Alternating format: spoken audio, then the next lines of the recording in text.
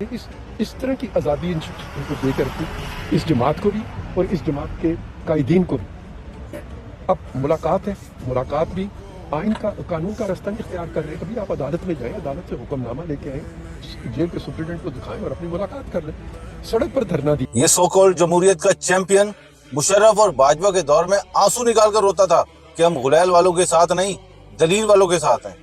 اور آج انہی غلیل والوں کے پیچھے چھپ کر بیٹھا ہے، انہی کی چھتر چھایا میں الیکشن چرا کر حکومت بنائی ہے. اس بڈھے کی ٹانگیں قبر میں ہیں لیکن اس کو ابھی بھی شرم نہیں. یہ ایک بے شرم انسان ہے. اس بڈھے میں ذرا بھی شرم ہوتی تو اپنی گندی ویڈیوز منظر عام پر آنے کے بعد کسی گٹر میں ڈوب مرتا. لیکن نہیں، جن کی زندگی مجسم لعنت ہو ان کا کیا لینا دینا عزت، غیرت اور انسانیت سے. وہ بےغیرت آدمی جب جمعرات والا دن ملاقات کا ہے تو کس عدالت سے جا کر اجازت لینی ہے؟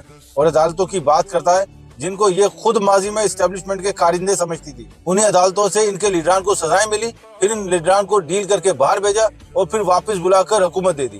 وہ بڈھے پتا ہے کہ اس ملک میں عدالت نام کی کوئی چیز نہیں، اور یہ عدالتیں کسی کوٹھے کی مانند ہے جس میں زور صرف ایک طاقتور بائی کا چلتا ہے. لعنت تیری شکل پر.